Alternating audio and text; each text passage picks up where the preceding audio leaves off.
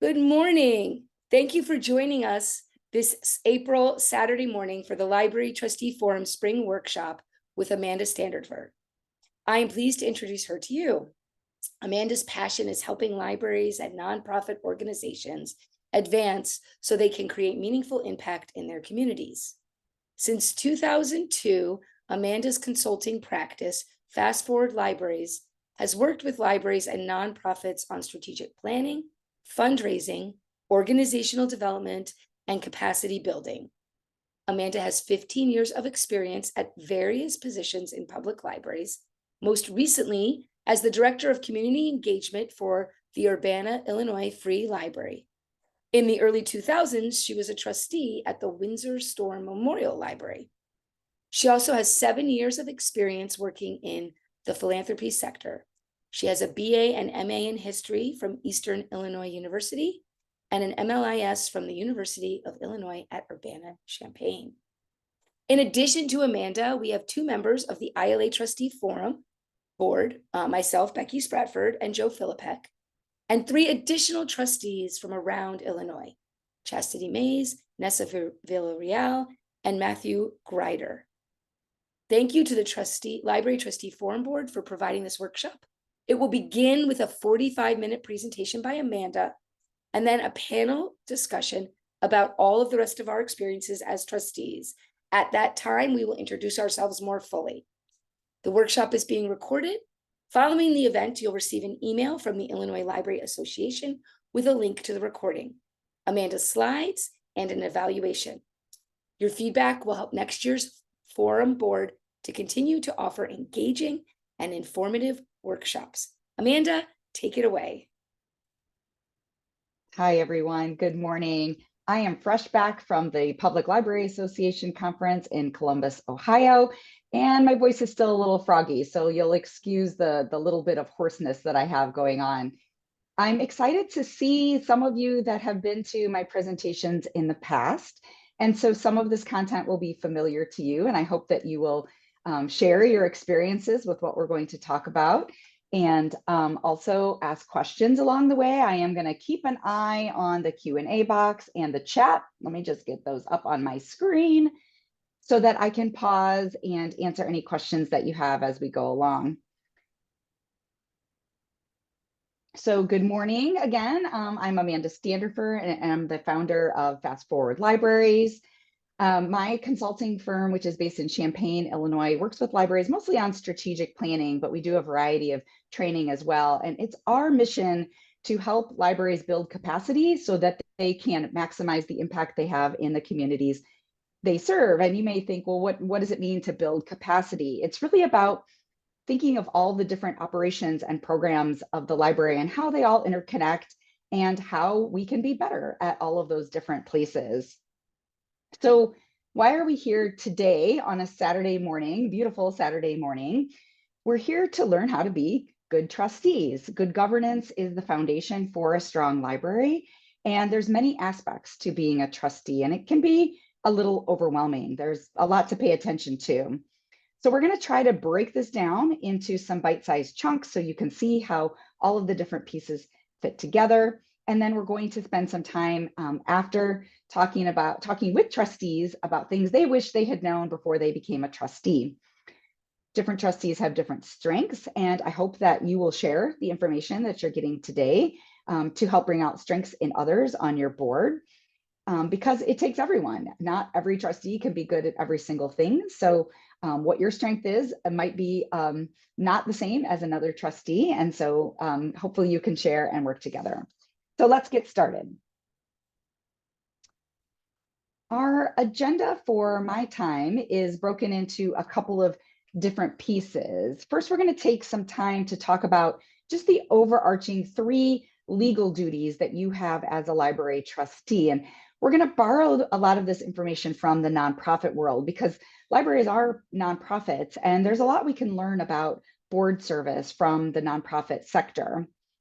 Next, we're going to look at the 10 basic roles and responsibilities. Again, we're going to use information from the nonprofit sector, but we're going to weave in what does this look like at a public library. And during both of these sections, we'll share what these are, the roles and responsibilities, the legal duties, and then what it looks like in action. And again, we're open to hearing your experiences or your questions along the way, so feel free to add those to the Q&A or chat box. And again, we will pause before the panel that's going to talk about their experiences, and we'll continue that sharing and questions during that section as well. In addition to the slides that ILA is going to share, there are a couple of handouts from BoardSource. That's where a lot of this information comes from. I'm a huge fan of BoardSource. Again, they're a nonprofit organization, but they have a lot of free resources to help organizations with good governance. And we're going to share a couple of their handouts with you. If you are a member of the American Library Association's United for Libraries division, which I strongly encourage you to join United for Libraries. It's for trustees, foundations, and friends, and they have a lot of great continuing education. But as a member of United for Libraries, you do get a membership to BoardSource. I know this sounds like a BoardSource commercial, but they really do have a lot of great resources that you can use to build your capacity as a board. So let's get started with talking about the duties of care, loyalty, and obedience. So we're going to first start with the duty of care. So what does it mean, the duty of care? This means that you will take care of the library by ensuring that there is prudent use of all assets, including the facility, the people, and the goodwill. Duty of care means that the board gives the same care and concern to their board responsibilities as any prudent or ordinary person would. This means that board members need to actively participate in board meetings and on committees. It means that you work together as a board to advance the library's mission and goals. And you can fulfill this responsibility by overseeing and monitoring all of the activities of the library. The board should be able to read and understand the financial reports and be willing to ask questions and get additional information to best make decisions. And then also, examine any variances there might be and ensure the prudent use of those funds. The board's also responsible for strategic planning and making sure that the library is on track to achieve short and long-term goals. Duty of care relates to the good faith, care, and skill and diligence in daily operations. In a broad sense, duty of care means the board is responsible for basically everything that it is required to keep the library in business, from establishing committees, overseeing the funding, and making sure that there are systems in place for good record keeping, and even as detailed as investigating any reports of staff or volunteer misconduct. So ensuring that you are fully caring for the library as a board member.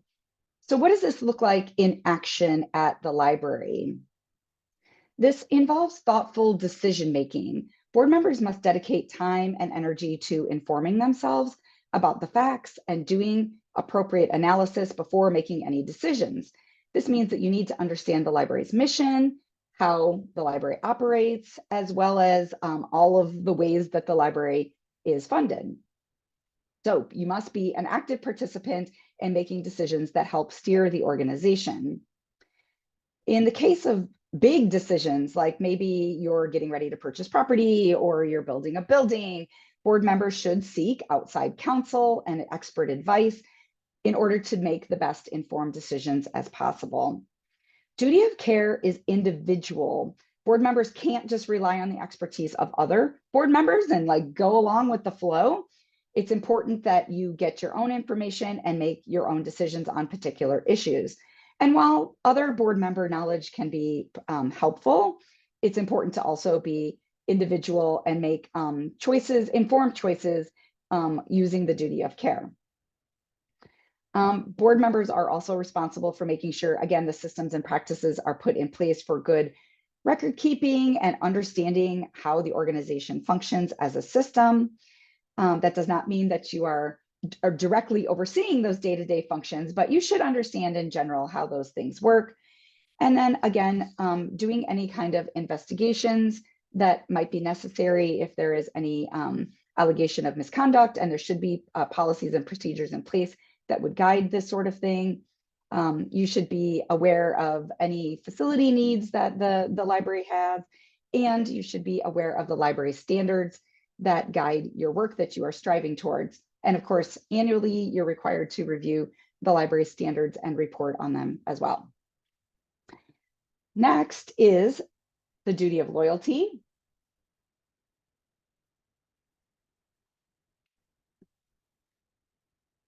For duty of loyalty, you need to ensure that the library's activities and transactions are advancing the mission, and we're going to talk more about mission in a little bit. You need to recognize and disclose any conflicts of interest and make sure that decisions are being made in the best interest of the library, not in the best interest of individual board members or any other entity. Duty of loyalty means that board members are putting the interests of the library ahead of their own interests at all times. Duty of loyalty means publicly disclosing any of those conflicts of interest and not using your board service as a means for personal or commercial gain. Duty of loyalty describes the board's obligation to operate in the best interest of the library, free of conflict. So what does this actually look like in action? It means that you are the library's biggest fan. It also means that you actively use the library so that you understand how the different functions of the library work and that you as a patron have that experience that you can speak from. You also want to make sure that the library has a strong conflict of interest policy because this is what will guide your disclosure of any of those conflicts and ensure that you are being loyal to the organization over your own personal interests. And if you don't have a conflict of interest policy, there's lots of boilerplate ones out there that you can review, and libraries always are willing to share with each other. It's important that board members are in a space where they can share those conflicts openly, and this means having candor with each other during board meetings. And some boards even will set aside a particular space on the agenda, maybe just occasionally, to talk about any potential conflicts and disclose interests to each other, things that might get in the way of a board member fully participating in a particular decision. And of course, here in Illinois, we have the obligation, board members have the obligation to annually file a statement of economic interest. If you don't know what that is, you can talk with your library director about that, but this is a form that collects information about potential conflicts of interest and discloses them publicly.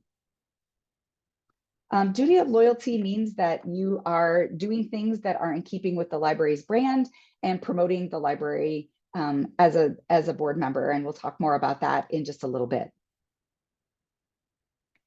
Next is duty of obedience. And what does that mean? It means that board members need to make sure that the nonprofit, that the library is abiding by all laws and regulations and doesn't engage in any illegal or unauthorized activities.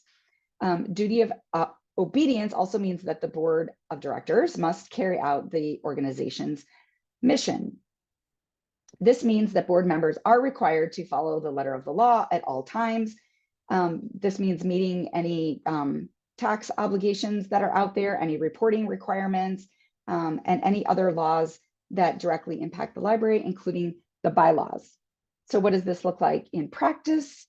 This means that the board understands what those filing requirements are for the library and those different reporting mandates, and that they're ensuring that those things are happening. Obviously, your director is often going to be the one that is making sure that these deadlines are being met, but you as a board member should be familiar with those and be ready to review any sort of reports or documents that are presented and ask questions about those.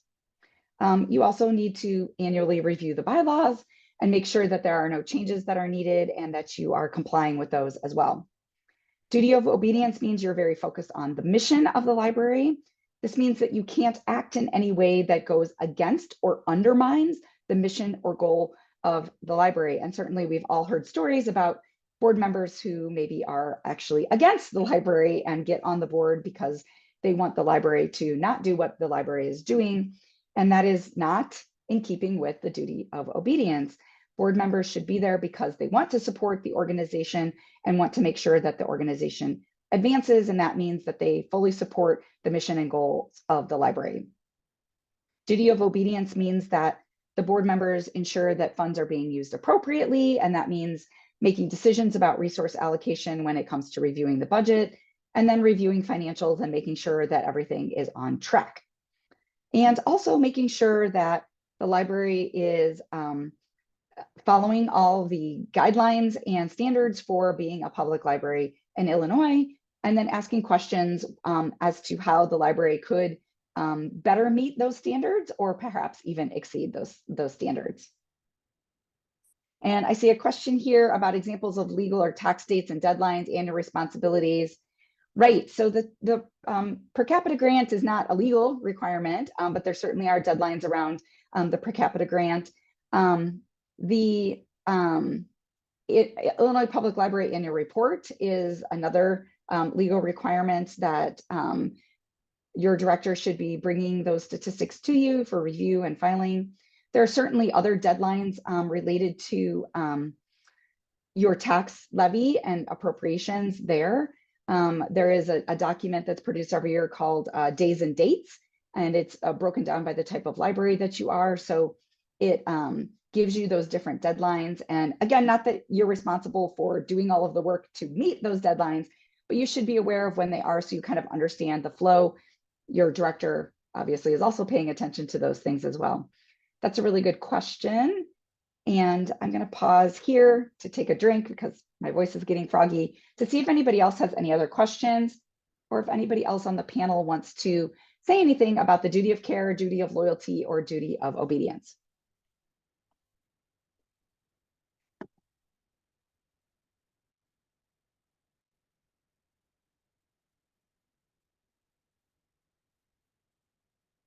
Okay, great. I'm going to keep going on. And certainly when we get to our panel portion, we're going to have examples of how trustees have carried out these three duties, because these are kind of the core fundamental things that you need to be thinking of as you're a trustee. Okay, and we've got another question. Okay, how to navigate some of these things if you don't have a lot in place, or maybe the board is struggling to navigate these things. We'll talk a little bit more about that in this next section, because we're going to talk about roles and responsibilities. But I would say that it's always the responsibility of the board to ask questions and learn about what other libraries are doing. So for example, if you feel like your library doesn't have a lot of good policies in place, or maybe the policies are rather outdated, you can look at what other libraries are doing or ask questions. Coming to events like this is a great way to learn about maybe where your board has some gaps or deficiencies, and start taking some of those small steps. And it could be very overwhelming if you feel like maybe things have been neglected for a while, and you might want to kind of chunk that up, starting with the library standards in Illinois and kind of going through those. And okay, what do we have currently? What needs updated? What do we not have in place at all? And if you don't have, if you're a very small library and maybe only have part-time staff, then you might want to think about breaking up the different aspects that you might need to cover. Yes, and then how do you, when you're chunking these things up, the question is then how do you bring these to the board to discuss? Depending on who is putting the agenda together for your board meeting, if it's the library director or the library board president, typically there's a process in which board members can give input into the agenda every month. And so, for example, if you want to be talking about your collection development policy, which you're required to review every 3 years, you can just ask that that be put on the agenda for review. Let's see, roles of trustees and directors and how do they apply to running the library? I'm actually going to talk about the separation of duties here in a couple of minutes, so hopefully I'll answer that question, but feel free to follow up in a little bit. So thank you for these questions. Anybody else on kind of high level duty of care, loyalty, and obedience before we start talking about the 10 basic roles and responsibilities of the board?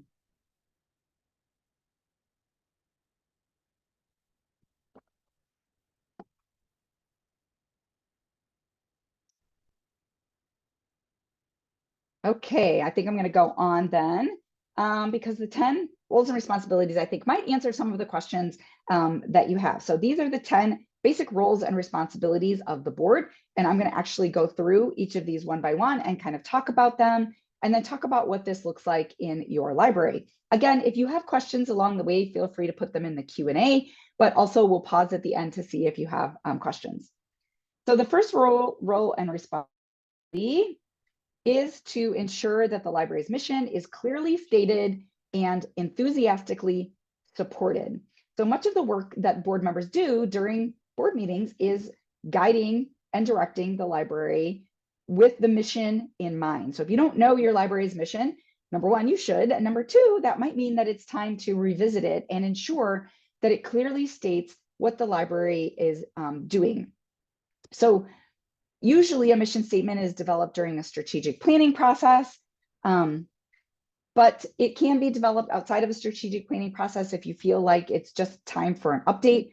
But in short, the mission says, here is what the library will do.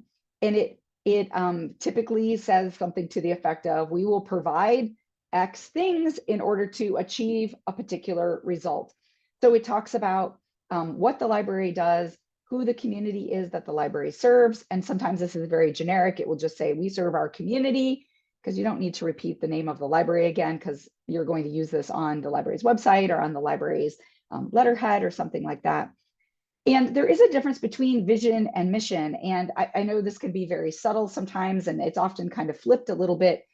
And I've often seen libraries going with more of like a purpose statement instead of a mission statement. So it kind of combines vision and mission. It's, you know, we do these things in order to achieve this aspirational vision. But I think of the differences as vision being the aspiration you're trying to achieve in the community. So it's not a vision for the library. So it's not, we want to be the best library ever. It's a vision for what you want to see in the community. So we'll just generically say your vision is that everyone is a reader. Little narrow vision, but you could see how that's kind of a big picture, and people could say like, oh, wow, I want to be part of that. Your mission then states, here's the work that we will do as the library in order to achieve that vision. So it might say like, we provide resources, materials, and programs, period, to our community. And that is in service of achieving the vision. Your library may not have a vision statement, and that's totally fine, because as a board member, your job is to actually carry out the mission. All of then your goals of your strategic plan are the things that help you achieve your vision. So we're going to talk about strategic planning in just a little bit, but that's kind of the difference between vision and mission. And so how can you as a board member enthusiastically support the library's mission? First is that you know the mission of the library, and again, ensure that it's updated or at least revisited on a somewhat regular basis every probably 3 or so years. I mean, it's not a bad idea on an annual basis to just check in and say, is this mission still relevant to our library? So your fundamental responsibility is to satisfy itself that everyone is connected directly or indirectly with the organization. So everyone involved understands what the mission is. Why does the library exist? And you then need to enthusiastically support that. And what does that mean? It means that when you're making decisions as the board, you are using your mission to guide those decisions. This will help you set priorities for the future. It helps you set goals, and it also helps you communicate about the library. So when you're out in the community talking about the importance of the library, the value the library offers, you can refer back to the mission, and this helps you be an advocate for the library.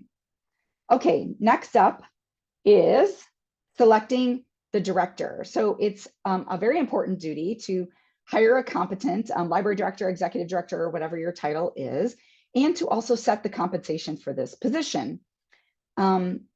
This is important because the library director is the primary communicator between the board and the rest of the staff. It's important that your library director is someone that you feel you can trust, that you respect, and that you have a willingness to have a good working relationship with this person. This goes beyond just hiring the person, but also ensuring that your director is retained. And that can look like recognizing good work, supporting their ideas and projects, evaluating the director. We'll talk about that in a second, including even giving gifts and praise to your director. You'll note that we don't say that the board selects the staff. The board selects the director, and then the director selects the staff. So this is an important kind of distinction between what does the board do and what does the staff do. Sorry, what does the board do and what does the director do? The board selects the director selects the rest of the staff. And again, those separations of duty are extremely important. So what does this look like in action? This does mean that the board is reviewing the library director's job description, and also ensuring that the library director has accurate job descriptions for the rest of the staff. That doesn't mean the board is necessarily approving all of those job descriptions, although sometimes they are, but they're making sure that the library director has the resources to adequately staff the library.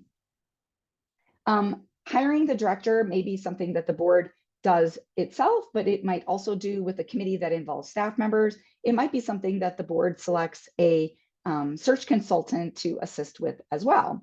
And having a carefully considered search process is very important, because this is what kind of establishes your initial relationship with your director.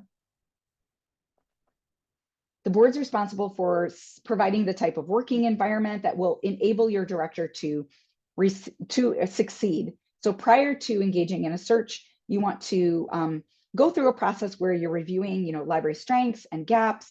You're looking at specific priorities for the next period of time. You're articulating particular characteristics, skills, and style that you want in your director. You're establishing clear objectives and clarifying expectations for at least the first year of employment of your new director. You want to review and update that job description. And you also want to review your responsibilities as the board relative to the responsibilities of the director. So this isn't necessarily a policy, but it might be something where the board has a job description, the director has a job description, and you kind of go over and make sure that there aren't boundaries being crossed there. It's important that the board understands that they select the director and that the director's responsibility is to select and supervise the rest of the staff without the interference of the board. Okay, the next duty is a role and responsibility is to evaluate the director. So once you have a director in place, it's important to annually review your director's performance. And this is sometimes manifested particularly in the board president, but it should be done through a process that all board members can give feedback to. So there might be an executive committee, or it might be a committee of the whole. You want to ensure that your director is receiving frequent and constructive feedback. This allows them to make changes along the way. You want to make sure your director is connected to the community, that they get positive feedback for things that are working really well in the community, that they're taking time to renew and refresh themselves, that they have the resources to do professional development.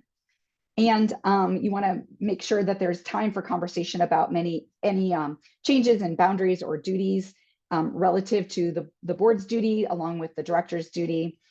And the board should also be aware of any kind of sensitive or family situations that the director might need support around. And that the board also is assessing their own performance, and that the director has input into that relationship and ways that the board could better support the director. So you should mutually agree on a process with the director for how you're going to assess and evaluate this performance. Look at the timeline, allow for input from the director. This can often just be kind of an annual report. Review the goals that you have mutually set together. If there are other forms of feedback from the staff that you would like to include, there should be a process that's agreed upon for that. So like a 360 review of some kind. And then it's also during this process that you're going to review and set the compensation. And we have a question about the relationship between a library board and its city governance. What's the process and structured? How much input should a city have on the library mission? And not related to the financial aspect. Good question. I've worked with some libraries that the city often has their own mission, and they want the library's mission to support the city's mission. And so even though there's some differences, the library's mission somewhat is aligned with the city's mission. Sometimes the city can be very prescriptive about what they want the library's mission to say. This relationship between the city and the library is kind of delicate and can be negotiated carefully. I see that Matt has unmuted. I know he's at a city library. So Matt, do you want to add anything? Yeah, I just wanted to say that I'm from Effingham, the Effingham Public Library. We are a city library. And to be quite honest, the city has Their only real responsibility to the library is to through the mayor and commission to appoint the library board members. They do nothing else with the library. Right, and that's an example of kind of hands off, but some cities are much more involved and do want to be involved in a planning process, maybe have somebody on the planning committee. So it really kind of varies widely. There aren't any like hard and fast rules or regulations around how much or how little the city can and or should be involved in helping the library set priorities and or the mission. So that does lead us to the next role and responsibility, and that's around strategic planning. Boards should participate in strategic planning every 3 to 5 years, and then assist in implementing and monitoring the plan goals. I say 3 to 5 years because it depends on how quickly the library is moving towards the goals and objectives that it set, and also the outside factors that are influencing the library. So there's been a lot of change in our world over the last 3 to 5 years. And so strategic planning sometimes is shrunk down into a 2-year period because you need to be nimble, your community's changing and you want to respond to that. Sometimes during a planning process, again, a member of the city or township or village, if you're that type of library, might want to be involved and be kind of on your steering committee. Other times, they don't have any interest, like in Effingham's case. So what does this look like in action if you are involved in strategic planning? This means that you are actively participating in discussions that will lead to the development of those strategic directions, the goals, the mission, and the vision, that you have discussions that provide clarity to staff. So that means setting priorities. So there's kind of no end to what could be in your library's strategic plan, but you as the board need to help narrow that down and focus your resources on what's going to be important. I often say that there's a difference between just kind of general operations of the library and your strategic plan, right? You are going to need to continue to operate the library and ensure that decisions are made and that you have adequate resources. But that doesn't mean that all of those operations are strategic priorities. There might be something from those core operations that needs to be elevated to a strategic priority. So for example, maybe you need to focus on a building situation. So, you have to operate the building, but your strategic priority might be to go through a planning process to develop a new building or remodel a certain part of your building. Other strategic priorities might be things around putting funds aside for specific outreach or marketing and communications, for specific programming that you want to do that's, again, beyond operations, but are things that will help advance the community to have greater impact or be meaningful to people. Once your strategic plan is adopted, you as the board are responsible for talking about the strategic plan and supporting that to the community. So this is where you can have a little elevator pitch about what the library is going to do and what's important over the next couple of years. And then as you are looking at the budget and other decisions, you should refer back to your strategic plan to make sure that you are aligning your decisions with the goals of the strategic plan. All right. The next role and responsibility is evaluating programs and services. And this means that you want to make sure that everything the library is doing does line up with the strategic plan and that you have evidence of that. What this looks like in action is that at your board meetings, you should be getting some kind of feedback that shows you that the library is making progress. So this can be in the form of statistics, and a lot of the statistics you might be receiving are things that go along with the annual report. So you might not, see a direct tie between the goals of the library and the actual data, but you should be able to monitor the progress that the library is having. That doesn't necessarily mean that those statistics are always going like up, up, up, right? We don't often have control over people signing up for library cards or people attending a certain event. What you as a board member should be asking, though, is do we have data that shows we are achieving the goals we set out to achieve? And what does that look like? Maybe that's stories that are being collected, that are being shared through a director's report. Maybe that's an annual report that you receive that has different information about all of the things that the library has done. So this means that you are getting this kind of data and asking questions about it. You want to make sure that what's being done does align with that mission and goals. And if it doesn't, you can ask questions then. You want to then use this information to help you make decisions about allocating resources for programs and services. You also want to ensure that you're getting information about community needs. So this might mean doing kind of an environmental scan on an annual basis. And if you're not getting this kind of data or feedback, you should ask about it, at least starting with basic usage information about the library, and then going deeper into, what feedback are we getting from our patrons that know that we're making progress. This is also where there can sometimes be some overlap or maybe confusion around what should staff be doing and what should the board be doing. Certainly, the board's decision is not to make decisions about particular programs that the library is offering. Rather, you are setting aside chunks of money for the library staff to carry out their jobs. And so ensuring that the library staff has strong job descriptions so they understand what they need to be doing and that they are gathering data to make decisions at the program or service level, and that they are sharing then that data so that you can see the progress as a board member and then ask questions about that. Let's see, I'm getting a couple questions here, so I'm going to pause for just a second to read.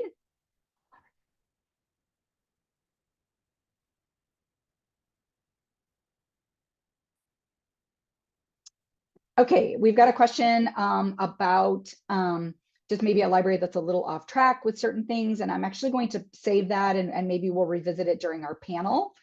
So whoever answered that question, just hang on. Oh, great question. Are there templates or dashboard examples that help directors proactively monitor progress? Yes, and there aren't necessarily standard ones. Every library tracks their data a little bit differently, but boy, wouldn't it be great if there was some sort of standard dashboard. I'm sure that some of you on this webinar have great examples of how your data is shared, and maybe those are things that you can share with each other. There are tools out there that help libraries gather and show data. So if anybody has, a great tool that you really love that shows maybe engagement with patrons, I know Patron Point and Orange Voice Savannah are a couple of tools that libraries use to show different, but I am not as familiar with some of those. So there's not a standard dashboard, but there are a lot of great tools out there, and please in the chat, feel free to share some of those. Let's see. Okay. Just getting some comments about, sometimes how hard it is to be a trustee and how it can be really overwhelming. And so certainly when we get to the panel portion where you want people to share kind of how they worked through that. Okay, I want to keep going with the roles and responsibilities. And the next one is ensuring adequate financial resources. Obviously, this is also something that you do in conjunction with the director. There's kind of two aspects to this. One is kind of the tax dollars, making sure that you're complying with the procedures needed to receive your tax dollars on an annual basis. And again, that's something that your director should be guiding you in doing. But then it also means that you're participating in fundraising. And I want to talk a little bit about what that looks like. Excuse me one second. So it's important that you as a board member understand the financials, that you are receiving financials. If you're not, that's something you should be asking about. There are different ways that libraries share their financials. Sometimes it's just a summary of activity. Sometimes it's a balance sheet. You might be receiving an itemized list of bills that you need to approve. There's also reports that show how the library is doing financially relative to the budget. So if you're not getting financial reports, or you don't understand them, or you think you should be receiving different kinds of financial reports, that's definitely something that you can ask about, or also ask to see financial reports from other libraries. A lot of libraries have these posted on their website, so you can go and look at them, and that might give you some ideas of what you might want to see for your library as well. This means that, again, you as a board member are aware of the strategic plan, and that when the budget is being proposed, that you can see how the budget actually aligns with the strategic plan. It also means that you're in compliance with the standards for library budgets. This means the allocation for staff and materials are being reviewed and met. Fundraising is also an important board responsibility, and you may be here going, well, I didn't know I had to raise funds for the library as well. I think it's really important that every library raise funds, whether that's through some sort of annual campaign, through a legacy society where you're asking for estate gifts, maybe you have a memorial program. If you don't have a fundraising program at your library, I highly encourage you to get one. If you have concerns about people saying, well, I already give taxes, why should I raise funds for the library? I think that it's important to say that the library's budget doesn't cover everything that you want to do, and that you're raising funds for maybe particular things. This could include a capital project like a building or a renovation, purchasing ground. This could also be things like bringing in a special speaker or something like that. Yes, and budget should include capital budget and operating budget. I'm a big believer in having budget projections as well. And some of your libraries might have 2 or 3 year budget projections so you can kind of see the trends, especially if you have a strategic plan that has maybe a new initiative that you would like to start up. That might mean allocating resources in a different way, and it might take a couple of years to maybe sunset something you're doing and increase something else. You should also have some sort of like building maintenance or capital improvement plan, and then a plan for how you're going to allocate resources in order to achieve that particular plan. We can talk all day about fundraising, but I'm not going to. I do think it's important that you think about how you're raising funds for the library. And I think it's important for every trustee to give a gift to the library, no matter how small. That could be $5, because it's important to put our money where our mouth is as trustees. Fundraising certainly isn't something that your library should rely on when operating. Your library tax dollars are always going to be a large majority of your library's budget. In fact, it's usually 90% or more. You need to ask for as much as possible through your levy, and that includes any other special taxes that maybe you are allowed to levy for. Yeah, and there's a question about, so it's not just the Friends to raise funds, it's the board duty as well. Absolutely. The Friend could be the vehicle for raising funds, but the board should be involved in that. And that might just mean, being a member of the Friends, attending a fundraising event that the Friends are putting on. So it might be something you do in conjunction. Some of you have library foundations that are your fundraising arm. Certainly the board should be aware of what they're doing and also support those things and be aware of those things as well. You may have a Friends or foundation so that you have a 501c3 organization. That might be important when applying for certain grants or receiving certain kinds of donations from IRAs, but the library can receive donations in the same way that a 501c3 can. Libraries are 170c6 organizations in IRS tax code, and that allows you to have receive tax deductible donations in the same way that a Friends or foundation might be. So somebody's asking, are Friends and foundations required for fundraising versus not? There are very few instances in which you would need a Friends or foundation to raise funds versus just the library. And if you do not have a 501c3, but you might need one for a particular gift, whether that be from a foundation that requires a 501c3 or from a required minimum distribution from an IRA. Again, we could spend all day talking about fundraising, and I've done several other webinars on that I have in archives that if you want more detail, you could go look at. Because libraries are nonprofits the same way that 501c3s are, that doesn't mean I'm discouraging you from having a Friends or foundation. It just means you should not start one specifically to do fundraising. You could also use the Fund for Illinois Libraries, which ILA maintains, to receive a particular gift that does require a 501c3. Okay, I'm going to move on from fundraising, but great point about not relying on fundraising for your sole source of incoming or to make up budget shortfalls. Your tax dollars are the most important part of your budget, and you need to be maximizing those. Your fundraising should be the icing on the cake for special things that you want to do. Next is stewarding financial resources. So once you have funds, you need to use the funds the way you said you were going to use the funds. And that means that you have an investment policy.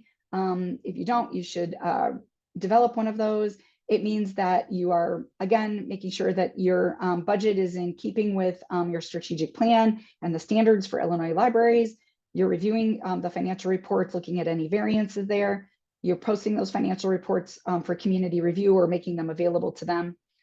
This also means that you're having an annual audit. And I know there's a threshold for whether or not an audit is required on an annual basis. And so definitely follow the law if you're required to have one or not, but it is a best practice because having an independent body audit your books means that you can improve your financial practices. This doesn't mean that a member of the board is doing the audit. That is not a best practice. You should have an independent auditor looking at your books and giving you notes on ways that you can improve, any ways to, reduce liabilities or conflicts in your practices. Every board member should receive a copy of the audit and have the opportunity to listen to a presentation from the auditor and ask questions, and then ensure that there's follow-up on the auditor's notes. There's a question about where should these reports be posted. A lot of libraries post them on their website under like a board section or transparency section, freedom of information, something like that. And you can Google around and find lots of financial reports that are posted. The Urbana Free Library, where I was most recently employed, has all of their financial reports posted on their website. And if they're not posted separately, they're within the board packets that are posted every month. I know the requirement is only that you post your agenda, but a lot of boards also will post their packets, which have a lot of great information and examples in them.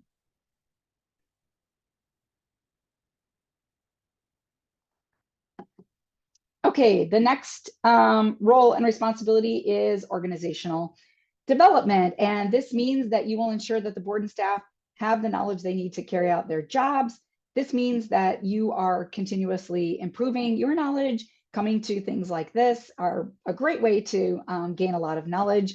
It also means that you have diversity on your board so that you get lots of different points of view and life experiences, and that you are learning from each other as an organization. So it's also about developing good team dynamics within your board. So what does this look like in action? I think one way to do great organizational development as a board is to annually have some sort of assessment. And there's lots of tools out there that boards can use to assess their performance. These can be formal or informal, and then have an opportunity to discuss. So this is like a self-assessment that you can take to say, how are we doing on all of these different things? And then an opportunity to talk with each other about how you can be better as a board. This could be as simple as taking these 10 roles and responsibilities and kind of grading yourself on each of those, and then comparing with each other how you're grading yourself. BoardSource is one consulting organization that will come in and do these assessments for you, and then give you suggestions for how you can be better as a board. So thinking about your capacity, making sure that you have funds for professional development, and then assessing your capacity are really important ways that you can ensure that you're continuously improving as an organization. Next is role and responsibility. We've got two more here, is that you have legal and ethical integrity. I know this kind of goes without saying, but again, we're in an era where sometimes people get on boards where they're actively trying to undermine the organization that they're supposed to be supporting, and that is not acting with ethical integrity.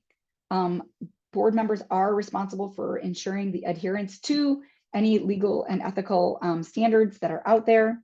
So this means that collectively you're exhibiting diligence and commitment and vigilance, that you're staying informed, whether it's through coming to sessions like this or reading the ILA Reporter, that you ensure that new laws are being incorporated into what you're doing, and that you have the opportunity to ask questions about how the laws are being followed, that you're also filing your annual conflict of interest statement with your county clerk's office. You also might want to be a member of the American Library Association, because they send out some really great information as well.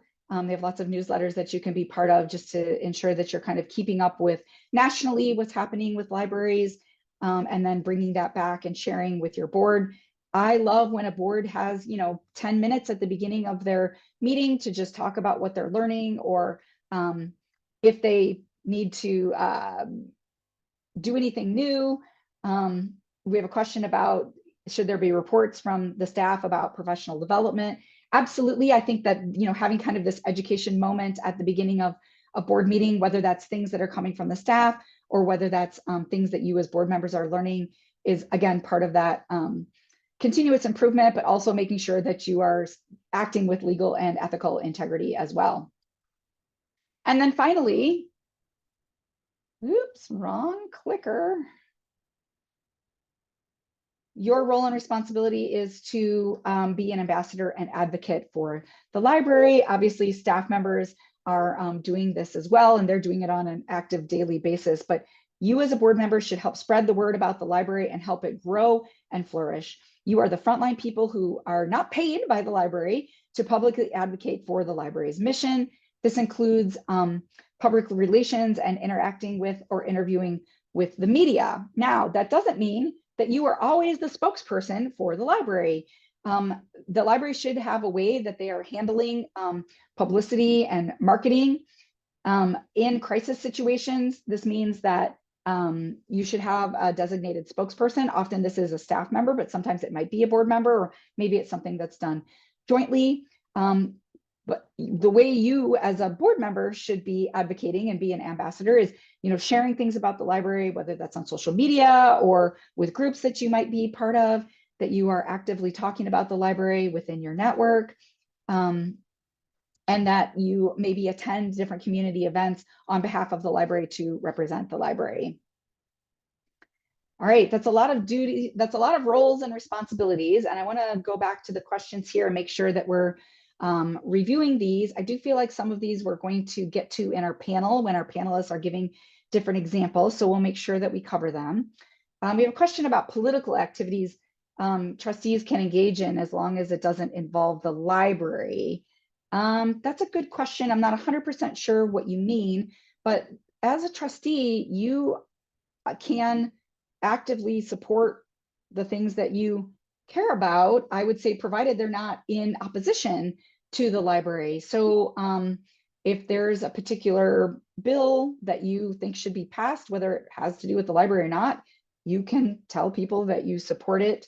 The library, as part of like potentially a referendum campaign, cannot spend library funds on a campaign to get people to vote yes.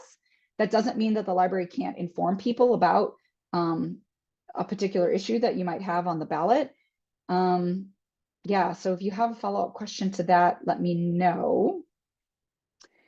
Oh, somebody asked about, should we propose that the board have some time before the meeting to discuss things, maybe education things that you're going to, because since that would change the current agenda outline. Before the meeting, talking about what you learned is great. During the meeting, I love to see it as part of the regular agenda, because then it's part of your official record that this is important to you, that you are attending educational events and sharing with each other. I know when I was the director at Effingham way back in the day, before Matt was a board member, we used to do quizzes. So I would come up with things that I thought the board should know about the library, and I would give them a quiz. I would always have candy bars. And it was a way that fun way that the board could learn more about the library or about current things that were happening kind of in libraries more generally. Let's see, gathering inputs from the survey community and staff. Should you have staff members on the strategic planning committee established by the board? Yes. I like a mix of maybe 3 staff members and 2 board members to be part of the strategic planning committee. The way I do strategic planning, this committee is a steering committee. They are not in charge of writing the strategic plan. I feel like the community writes the strategic plan. The committee just interprets that and also gets input from the board and staff to help put those things together. But ultimately, it is the board that does a vote on and approve the strategic plan. All right, a question about, are there ways to consolidate meetings to cut out fluff like Robert's Rules of Orders? Spend more time addressing mission statement evaluation, but meetings feel time consuming and alienate rules. That is more of a cultural thing than a board thing. So that is having a meeting about the meeting to say, how is it that we want to structure our meetings? How is it that we can move past our business so that we have time for these important discussion items? How long do we want our meetings to be? How much time do we want to allocate on each of these things? So I feel like that is more of a team dynamic within your board. And whether or not you realize it, team dynamics exist. If you're not talking about your team dynamics, that means that you can get kind of off track and focusing on things that you don't want to be focused on. So I suggest having a separate meeting to talk about how you want to have meetings. I know that sounds ridiculous, but I think it's really important when it comes to developing your team spirit. Someone's concerned the board is more powerful than the director and that the director feels comfortable doing some of the things that I'm talking about. That is also a meeting about how you are going to work together. And that can be uncomfortable if you feel like the power dynamic is a little out of whack. You might want to sit down and say, how is this working for you? How could it be better? I'm noticing these things and I'm not sure that that's working very well. What are alternatives? Can we develop some of those things together? Those dynamics between, the board's role and the director's role are always things that need to be kind of negotiated and talked about. And if you don't talk about them, then things will just keep going and people will make assumptions and that won't be good for anybody. A concern that board actions have been discussed prior to meetings and there's reaction and questions by those not in agreement. Again, this goes down to board culture, and sometimes you do need to have discussions with individuals, whether that's the director or other board members, about decisions that you're going to make. And then that may seem like, well, things are already decided when we go into the meeting. That is the culture of the board. If they don't feel like there is the openness or candor within the meeting, there should be a meeting about the meeting where people can say, I don't feel like I am able to ask the questions and get responses, but I want to change that. And so what are ways that we could make sure that we are addressing everyone's concerns? So talk about how you act as a team. If that is an uncomfortable thing to do because you don't want to have those conversations because it might be causing conflict, bring in an outside consultant to do an assessment of the board. There are tools that you can use that will identify maybe where the board is not doing a great job and where, how you could change things in order to have more effective meetings. All right, there's a couple other questions, but we're going to leave them to the panelists. I'm going to stick around, so if other folks do have questions, I will be here. But it is time for Becky to take over and talk about the panel. Thank you, Amanda. Yeah, we know there are still questions outstanding. All of the panelists can see them. And Chastity can get her camera on too, if she can. And we're gonna let everybody introduce themselves. And again, Amanda is still here too, in case we have questions. We are gonna have this as a conversation. I will be both a moderator and a panelist. We did have somebody fall out at the last minute. So I'm gonna ask everyone to introduce themselves. I will go first. And in case you didn't see the chat I sent you, so I apologize for my voice. I just got home from PLA. I'll go first. I want you to introduce yourself, say which system you're part of, and also why you became a trustee in the first place. I will call on you. I'm going to go first to give you time to think about it. So my name is Becky Spratford. I am currently the board liaison. I'm on the ILA board to the trustee forum. I have previously served on the Rails board. And I'm currently at the LaGrange Public Library, which is a town of 16,000 people in Cook County. That's about 3 miles from the western border of Chicago. I, believe it or not, became a trustee many years ago in 2001. I was new to LaGrange from the city. I moved to LaGrange in 1998. I come from a family where service was very important, and I wanted to start serving my new community, and I felt like the library was a good place to do that. I was just finishing my master's degree of library science. I was a head of readers advisory at that time at the Berwyn Public Library. And I ran for election. It was actually contested. So I've been doing that then since 2001. I was 26 years old. And I ran both because of service. And I thought at the time, well, this would be a great way to learn how to be a director if I want to be a director someday. I have since learned I do not want to be a director. And I am currently a consultant that trains librarians all over the world. So that was my origin story. Matthew, why don't you go next? Yes, I'm Matthew Greider, and I'm at the Effingham Public Library, which is a city library, as I mentioned earlier. In sort of the real world, I'm a faculty member at Lakeland College. Originally, the the way I got on the board was it's an appointed board, so appointed by the mayor, approved by the city commission.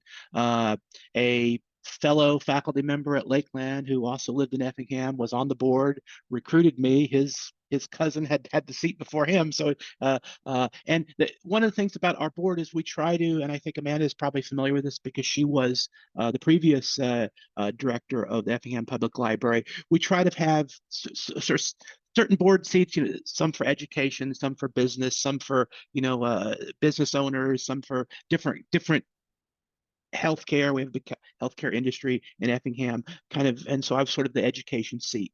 And why I did it, public service is pretty important.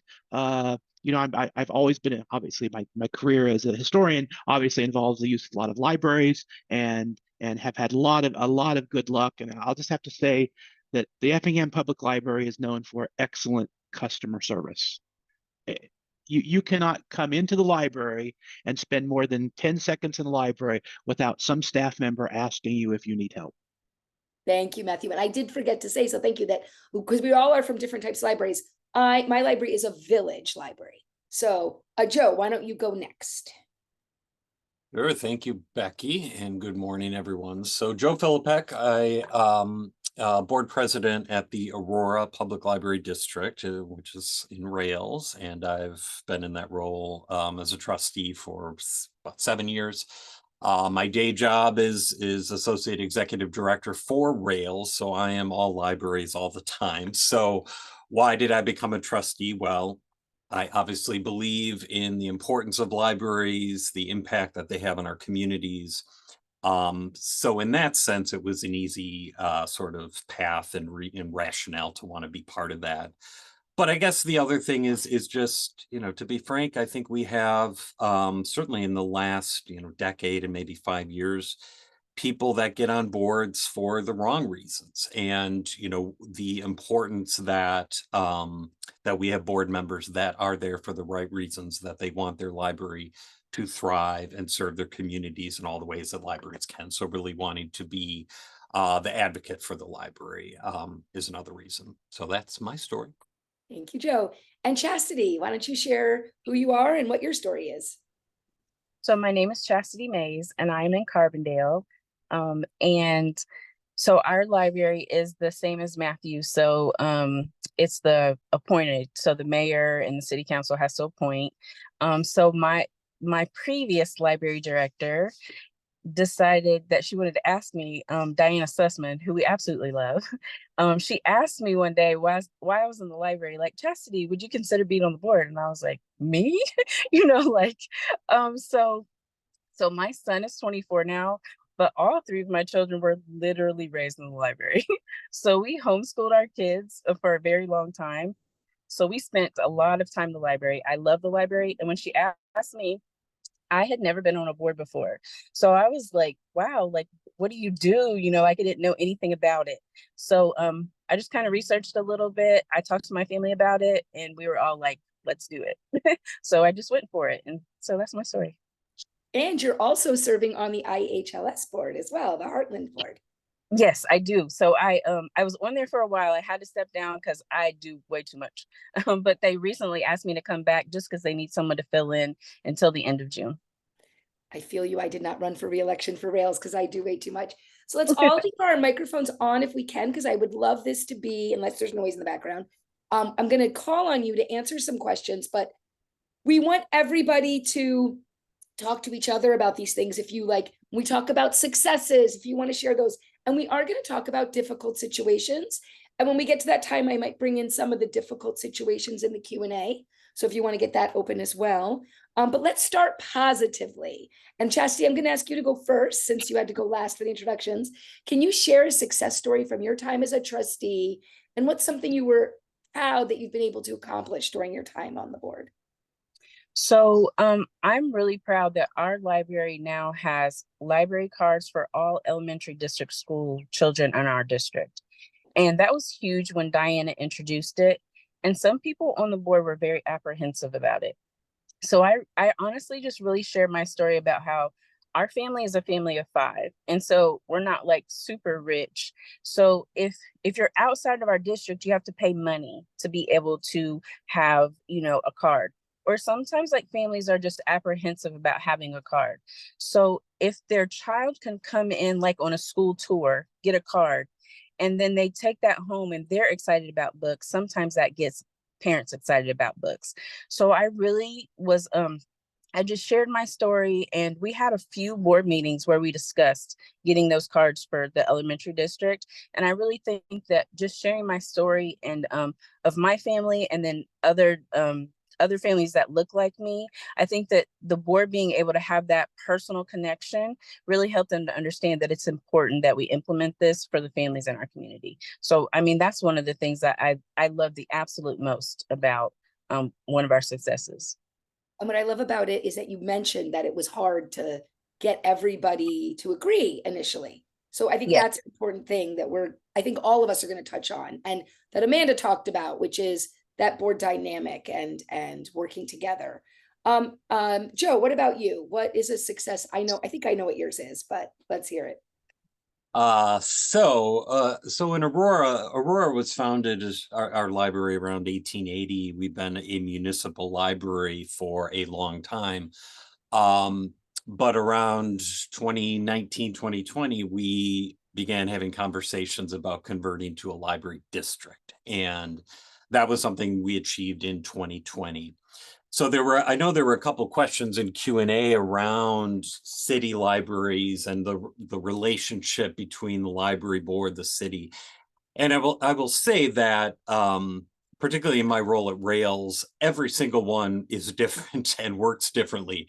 Some city councils want to be very involved. Some, I think, like Matt's described, they're just like getting people on the board and that's it, and everything in between.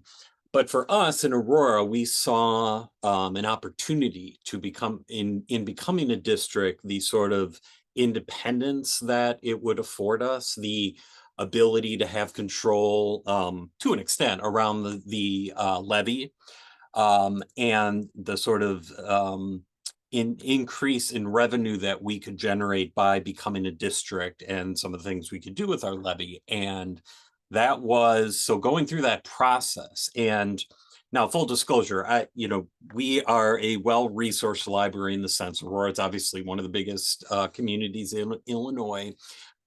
This was a process that involved, our director heavily, our finance manager heavily, a financial advisor, an attorney, all these people to kind of the details, right, of what that conversion actually means. But as a board member, our ability to understand what this conversion meant, how we would sell it to our community for them to understand why we were doing it, what it would mean. Going through all of that, having it be a successful process, obviously having our city council on board to understand why we were kind of separating and still maintain a good relationship, because obviously we didn't move our building. We're still in Aurora and want to have a good relationship. But that, for me, doing that and doing it during a pandemic, which made everything more difficult. That is the kind of success story that comes to mind for me, Becky. Yeah, I thought that'd be your story. And it's also, I'm really glad to remind everyone here that we did consciously choose trustees from all over. So Joe was a city, but he's a district now, and we have 2 city, and then I'm village. So we can answer all of your questions too about those. Matthew, what was your success that you want to share? So one of the things that many of you know, in the southern part of the state, we are faced with a large number of conservatives, specifically on tax issues. And Effingham Public Library is also a well-resourced library. Our levy is about 1.3 million a year, a little bit less than that. But one of the things, and kind of to follow up on Joe's comment, we have also been having discussions about transitioning to but there's no immediate plans to do that. But one of the things, thinking that might be a possibility in the future, as a board, we are very committed to being very responsible about the levy. We do have a mortgage. Amanda could tell you all about that. We bought a bank building in town. We remodeled. It's a beautiful library, a mortgage with an adjustable interest rate in December of 25. So that's going to change. But as board members, we are conscious that we have to be very careful what we do with the levy. And I know Amanda said that she likes to levy the maximum amount. Our maximum allowable levy would be 0.27. We do 0.24. So we do not levy the maximum amount. And people have seen that on their tax bills every year.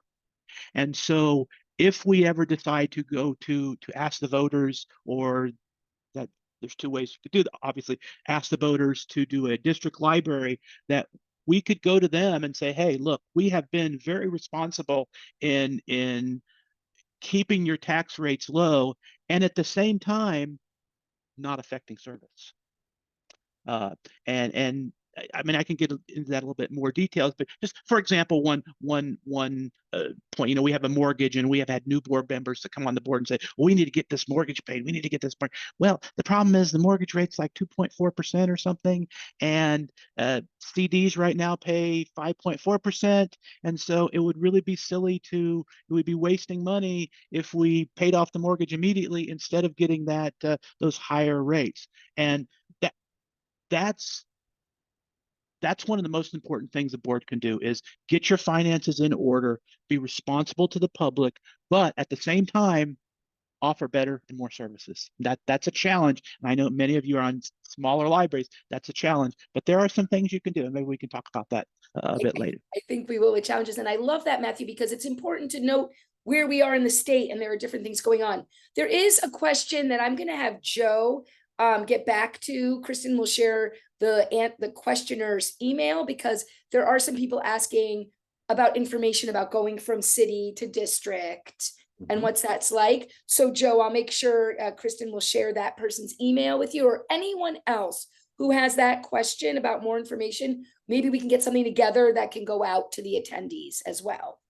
Some basic information. So I'm going to share my success story, because it's one that it sounds like my success story should be that I built a brand new library for LaGrange, right? But my success isn't that we built the new library, which was fantastic. I was vice president when we did it. I was president right after it opened.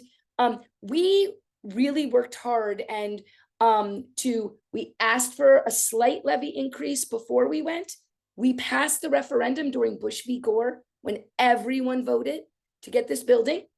We are about to pay off our bond, 20 years later. But what I am proud of is something I never would have thought of when I started, was with the financial responsibility of giving the people of LaGrange this building. We built it. We worked with Jamie Racklin, and we did, he told us, get your CDs laddered, right? Get your CDs laddered. We gave the people of LaGrange a $10 million building for $9 million in bonds. And I'm really proud of that. But what I'm most proud about is, over the time, we've been great stewards of that building. Because it was new for so long, we saved the money we would have spent. Amanda talked about having capital budgets and also regular budgets. This is something I learned, and I've been so proud of it. I'm the treasurer now, and I get to be the treasurer right around the time when we are giving money back to our village, because our bond is good. We do try to we follow our village in terms of the levy. We can go up to 5%, and we did like 4.5 this year, but we do choose to do what the village does and go with them, because they do actually ask for the money for us and give it to us. But we not only laddered CDs and gave them $1 million extra for the building. Since that building opened, we have been saving money. So we were able to renovate the first floor since then. And just this last year, give people the drive-up window that we wanted in the first place, but we're in the historic district and the village didn't think that would be nice. But post-COVID, they allowed us to do it. And we have plans to renovate the second floor. But just now we're having things come up like, roof we have to think about replacing and all these things. But because I am proud of the fact that we've efficiently and effectively run the library with minimal, increases, just the regular increases. And we have not asked for more money than we are deserved. And we are saving money actively to then spend on capital projects. So we're not hoarding money, but we're not, not being irresponsible. And that is what I am most proud of, that have given them the building, and that we're giving them money back in a couple of years, that we can say, we gave you this building, we renovated it a couple times, and you're not paying this on your taxes anymore. And thank you. So that is my success. Okay, let's ask you now, though, the hard question. I'm going to make Joe go first this time, so get ready. What's a hard situation that you faced as a trustee, and how did you work through to resolve the situation? And what advice do you have for others going through a similar situation? And also, Joe, since I want you to go first, also in your role, you've dealt with a lot of other trustee issues. So if there's one you'd really like to share also from outside your personal experience, if you think it's relevant. Sure. Okay, so well, taken in order, so a hard situation I faced. Not long after I got on the board at Aurora, we had a couple actual kind of controversies, but I think the biggest one, and the one that was most kind of had the longest tail, is conversations that we were having around moving one of our branch locations. So Aurora has 3 libraries. We have a bookmobile as well.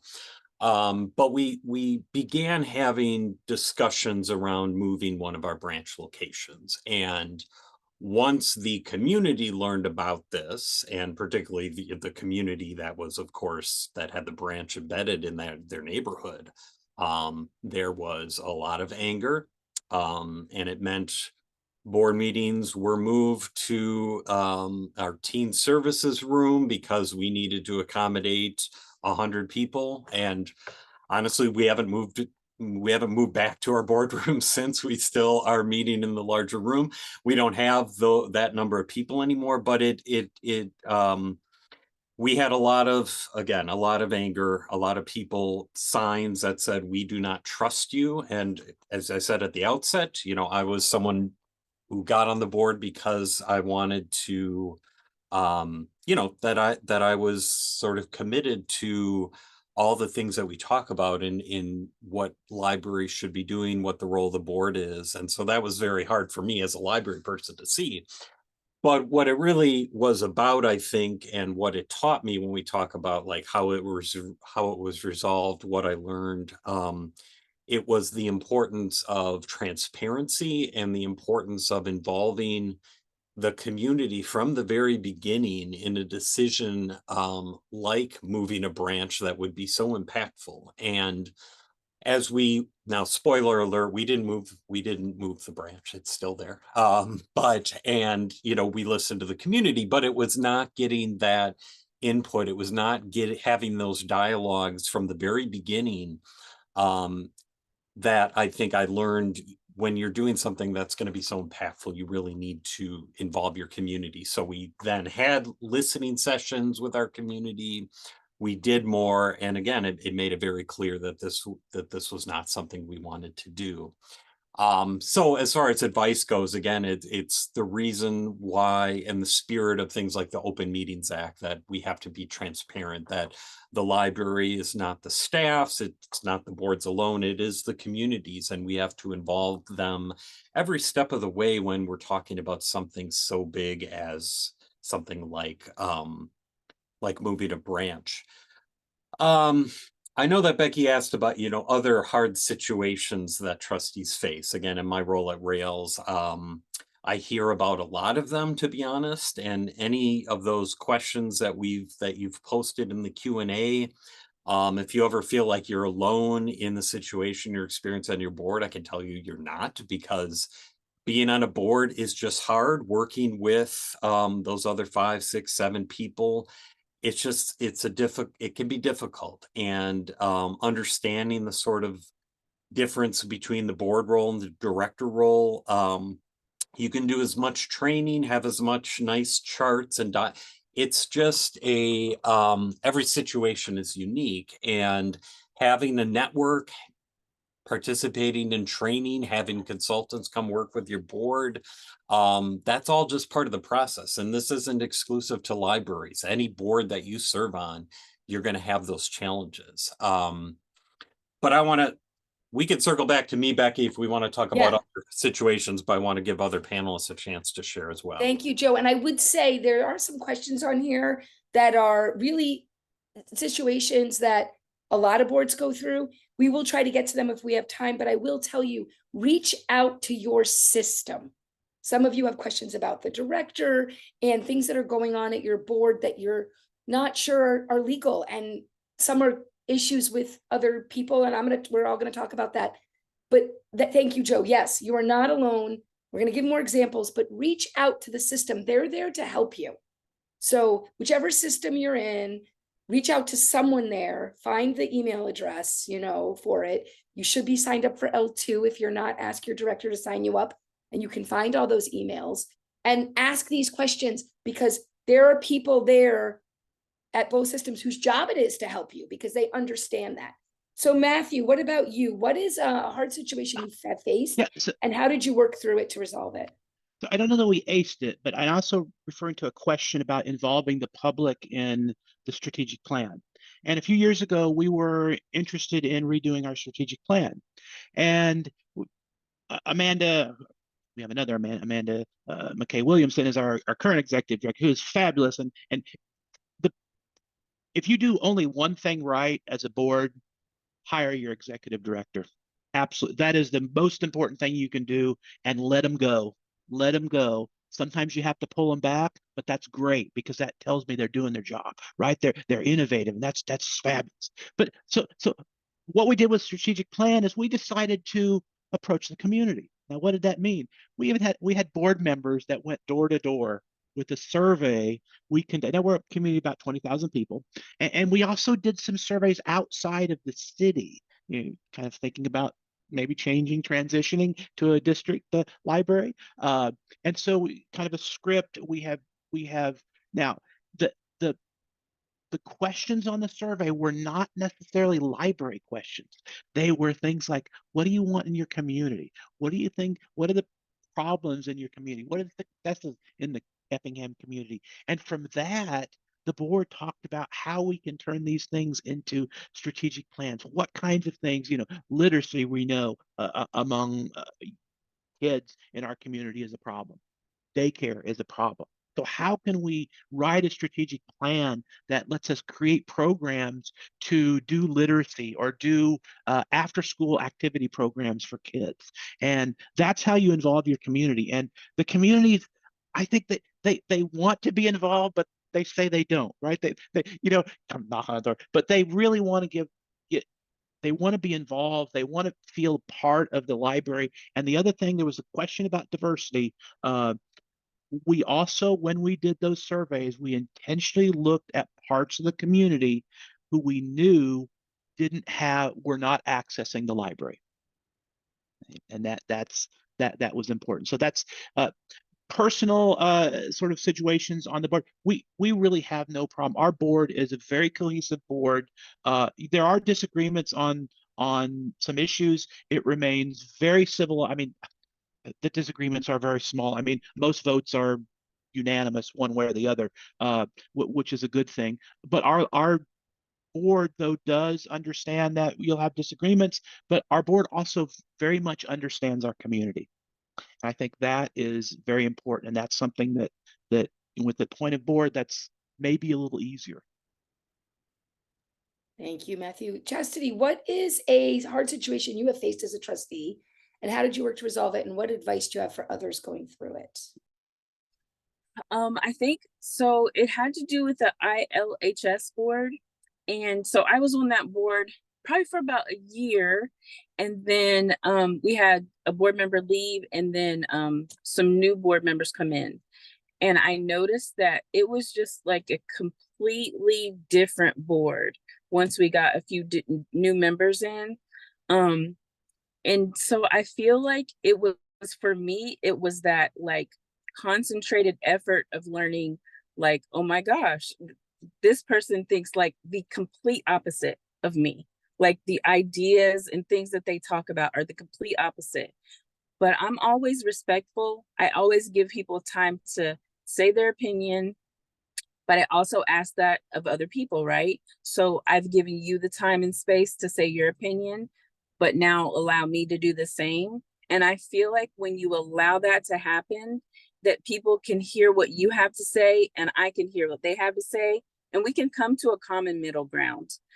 So I mean, it was really hard though. Like listening to the things that these people had to say was hard to listen to, but I still, at being on this board, it made me learn, okay, but I have to listen, right? Because we have to come to some type of an agreement. And I feel like, honestly, like everybody said, this is with any board, any group that you're with, you're going to have these types of problems, but communication is key. It's like setting those parameters. Like there's no interruptions, there's no talking over, there's no yelling. We're all adults. We're just going to have a regular conversation and decide how we're going to solve it. And it's a board, right? So it's a board vote. So once that board vote goes through, it goes through, and we have to live with that. Chastity, I love that you're talking about some of the things Amanda said, in that you're saying we have to discuss this, right? We have to discuss how the board works together. So when you've had those conversations, have you felt that people respond in time when you actually are direct about it? Yes, I feel like I just always feel like in general, it's the way you approach things. So if I'm not angry and I'm not yelling and I'm not screaming and I'm just trying to get you to understand where I'm coming from, like I would say, like inclusive language. I want everyone to feel included in the library. So let's use that inclusive language for everybody. But someone else may not understand that at all. I mean, like be adamant, like we're not going to do this. But I always say, like, but don't you want to feel included? Don't you want everybody to be able to use the library? Because the library is for everyone. And I've had positive reactions to the way I try to approach things. And I mean, we've had people vote no, like your vote matters and your vote stands, but we always have to remember, like I said, we're a board and we have to live with the way things go because we're a whole board and we have to live with that vote. So yeah, I've had positive feedback with just the way I try to approach hard situations. I think that that is excellent feedback, Chastity. I think it answers a lot of the questions we've been getting, even the people discussing their frustration with how hard this job is. A lot of what's so hard about this job, and that's what I'm going to talk about, is about hard situations I faced, is the interpersonal dynamics. We have to remember that, I think Chastity said it perfectly, we are all adults. If there is a problem on your board, and there's a couple examples in the question answer, like there's someone talking about they have board members who don't keep their library card in force, or that the president ignores bylaws and people aren't really interested in metrics or following Open Meetings Act, and all of these things that are frustrating when you are someone who wants to do this. But there is something to be said about, and I say this as a trainer too, because when I come into a library, I'm sometimes dealing with people who don't want to do the things I'm saying, even though I've been hired to say it. And I say, or they come to a training outside of their library for like a system. And I say, go back and say, I went to this training that you paid for, and the trainer said this. So those of you who are having the most difficult situations and don't feel like you can just be as open as Chastity yet, although you should be able to, you're grown-ups, you can say, we went to this ILA training and they said, don't have to call people out, but Amanda said, and Chastity said, and that we should all have more open conversations about our board culture. Like, what are we trying to do here? And of course, you should reach out to your system if they're still not replying to you. Sometimes people, and that's going to be my issue. I've served for a long time with a lot of different boards and a lot of different directors. And it's been the dynamic that changes with all the board members that has been difficult. But, we had a director for like 30 some years who I told him when he was leaving, I'm like, I think he became director before I was born, so, and he wasn't that old and I was very young. I was 26, right? So, but he changing that culture, right? We then had Jeannie Dilger, who's now at Palatine, and then we had an interim, and then we had another director who had to leave suddenly due to a serious family matter and had to move somewhere. And then we have a brand new director, Jen Hovanek, who's doing great for us right now. It's culture. It's culture of the board and it's culture of the staff.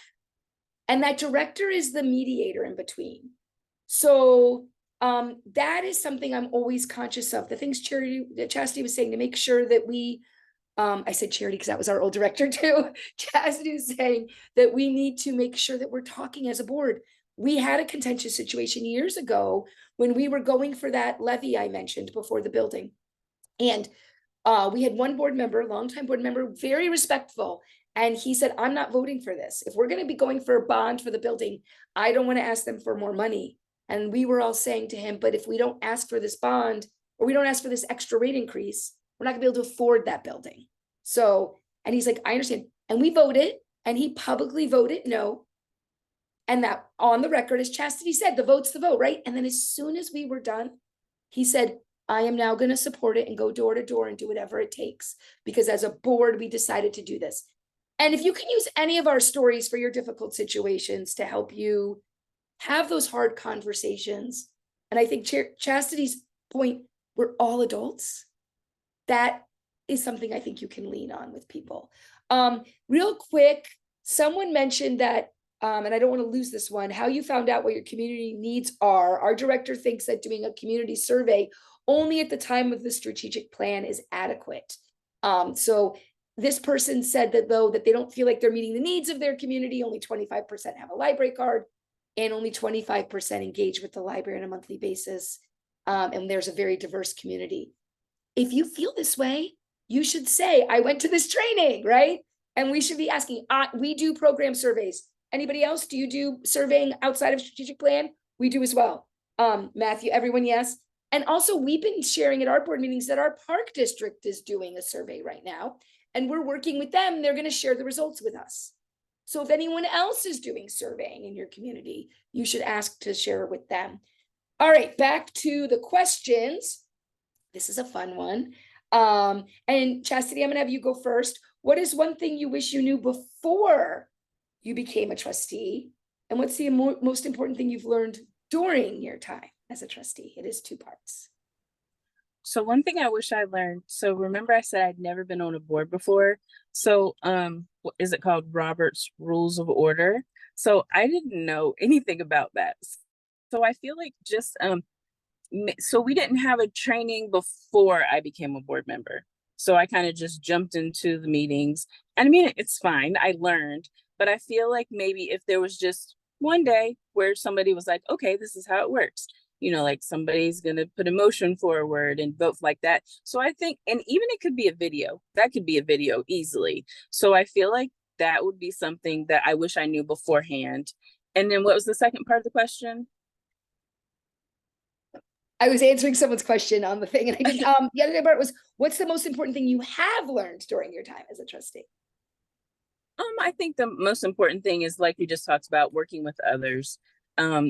When you're on a board, you have so many different personalities, people that you've never met, people that you may not have ever worked with before. So like being on this board, these are people I may not have ever came in contact with, ever talked to, you know, so I feel like just that, like learning that you can work together with anyone, honestly, anyone. Like remember in my difficult conversations, when people talk, sometimes it's hard to hear what they have to say, especially being a Black woman, but I have to listen. And then I have to put my opinions forward, and then we just move forward from there. So just working with others is something that I've learned, and working amicably with others. I think that's an excellent point, and I would second that. I've met so many wonderful people, even the ones that frustrated me at times. We had a few that thought the board was theirs. They're not on the board now. The board's great right now. I want to say that publicly. It was difficult at times, but I think that I met those people and I heard their voices, and yeah, we worked together. Joe, what about you? Again, what is one thing you wish you knew before you became a trustee? And what is the most important thing you've learned during your time as a trustee?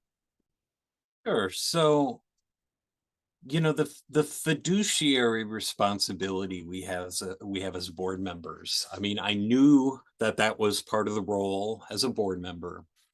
I had, because I had worked in libraries, worked at Rails, some understanding of the finances of a public library. But, and especially moving from a city library, municipal library to a district library, and then as a district library, understanding the complexities, even just the sort of schedule and cycle of the tax levy. And not just that, not just understanding how we fund the operations of the library, but things like, establishing a capital or a reserve fund to finance your capital expenditures and planning for the future from a kind of financial standpoint.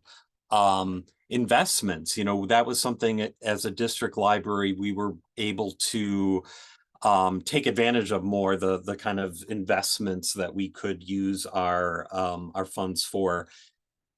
That there was a lot of learning, and there continues to be, even for me now 7 years in. Every year when we start having our finance committee, I'm invariably saying, okay, remind me again. Like it's there's a lot, and to know that is something as a board member I'm sort of accountable to and having to have some understanding of. And for me, it was really just relying on the expertise of not only the library director, but again, I mentioned our finance manager. We have, Becky mentioned his name, Jamie Racklin, our financial advisor. He does like a training for the board every year, particularly for our finance committee, to just, again, explain that levy process. So that was something I almost wish I knew going in, a better broad understanding of that. And as far as what I've learned, and part of it is just almost reinforcing. I know Amanda mentioned the word trust, and just, I know it's cliche, but ultimately there has to be a level of trust that we as board members have and place with our staff, and most importantly, the director. The director is the one person that the board reports to, full stop. It's just the director. And, we're volunteers. Even myself, being a librarian and feeling like I have a good understanding of libraries, I'm not at the library every day, nor should I be, unless I'm a patron, but I'm not there to monitor. I'm not there to oversee day-to-day operations. It says right in library statute, that's what we hire a director for. And that's why it is maybe the most important thing we do as a board, is to hire, to evaluate, and to support our directors. And without a level of trust there, it just doesn't work. And it's just like if any position, if you're a manager, you have to trust those that are working with you and for you. And then I would finish by also saying, and I think Chastity and Matt have both, maybe all of us have spoken to this concept in one way or other of collective authority. And it's just the idea that the board only has authority to direct the organization when we are acting as a group. No individual board member, even though it can sometimes feel like an individual board member who speaks the loudest or most frequently, they don't have any more power than anyone else. We have power as a collective, and it's just really reinforcing. And it's something, as a board president, I try to instill in the culture, that this concept of collective authority, that has been something that's been so important for me to learn through my journey as a trustee. Thank you, Joe. And Matthew, what about you? I'll repeat it again. Yeah. What is one thing you wish you knew before you became a trustee? And what's the most important thing you've learned during your time as a trustee? I don't know that those two questions are really distinguishable, but the one thing I really wish I knew is how many services the library is asked to perform that don't involve checking out materials or registering for programs. I mean, I can't get my email to work. Can you help me, Mike? Something's wrong with my computer. Tons of that stuff, and we actually have a program for that now. But our staff is trained to help people with problems like that don't really involve the library, but we try to do.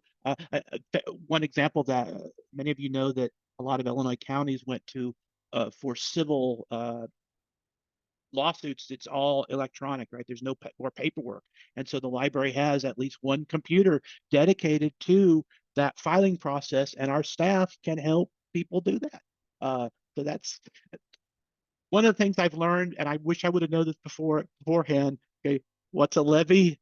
What's EAV? What's a personal property tax replacement grant? What's all of that financial stuff is, and it's still the difference between the EAV and the corporate grant and the percentages. I'm pretty good on that now, but that's something that again, you are a fiduciary. You have to protect, and you have to understand this. And every time our longest meetings are the levy and the budget, and a lot of it is just simply our director explaining to us one more time, one more year, every year, exactly how all this stuff relates to each other.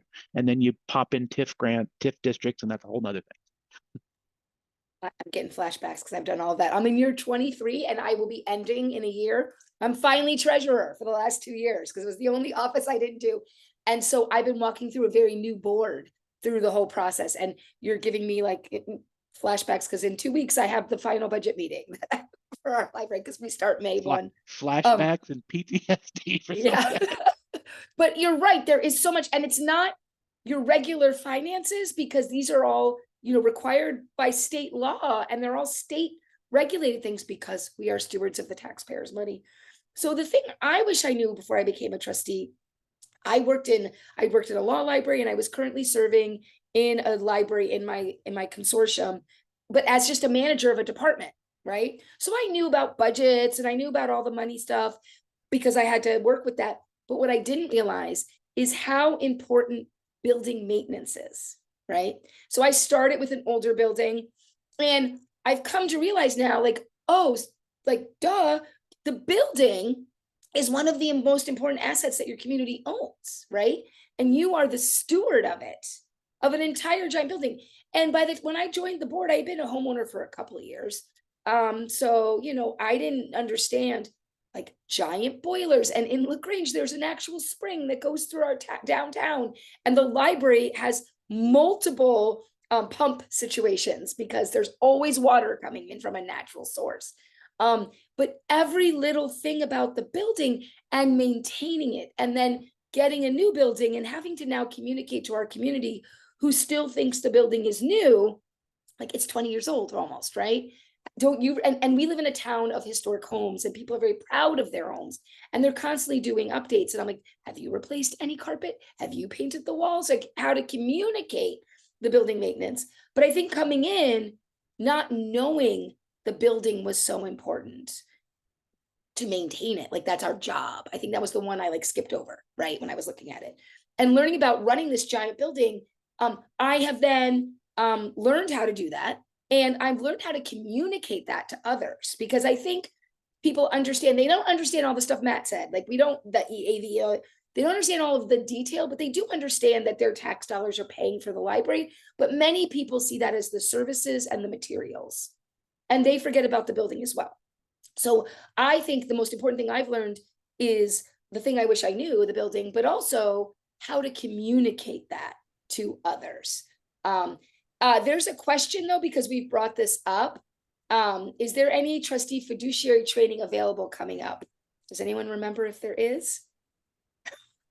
I know we always have some at Trustee Day at ILA Annual.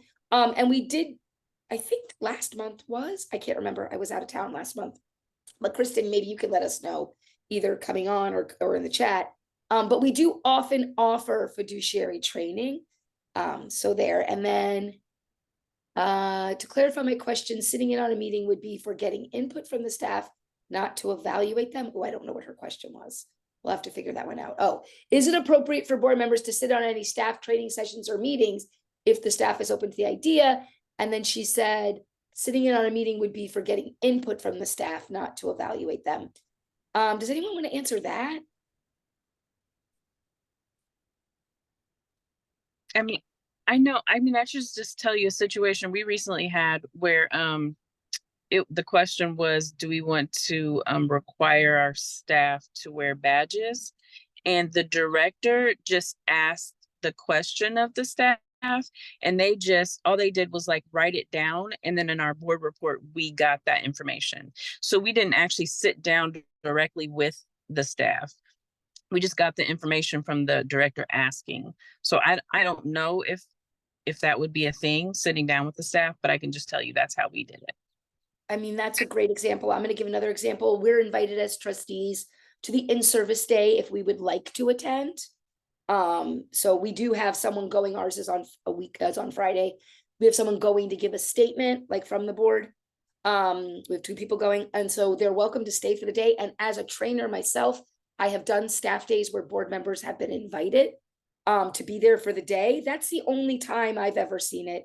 Joe, do you have any experience with this in your time? Yeah, similar, Becky. I mean, we've been invited to in-service day, but I definitely would, I'm going to follow the kind of the director's lead in sort of what is, I would never want to sit in on, say, a staff meeting. I would be concerned about a sort of chilling effect for staff, knowing that a board member, now, again, I can't speak, every library is a little bit different size, et cetera, but keeping some kind of barrier, some sort of separation between staff and board. That's not to say that I can't have conversations, but generally speaking, I think I'm going to try to just, except for those couple situations like an in-service day where I might be invited.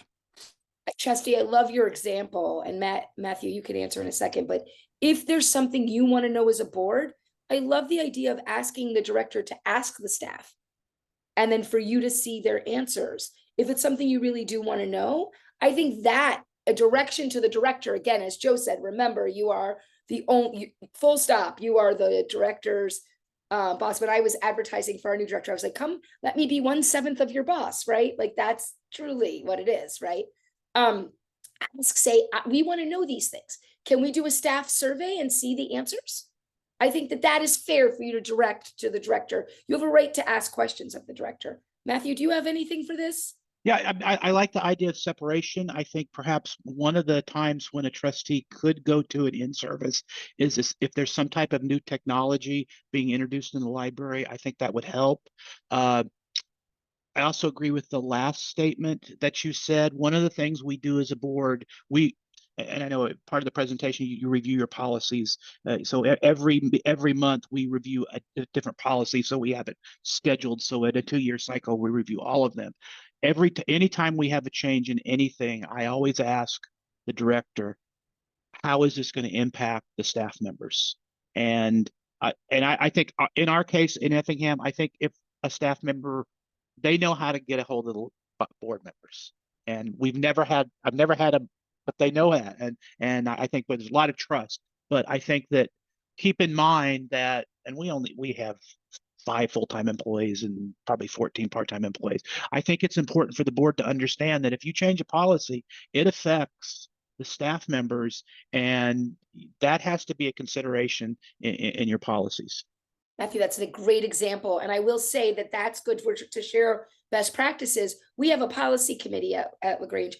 The policy committee chair doesn't get the edits until the management team has looked through them and they have gone to their staff and seen any unintended consequences.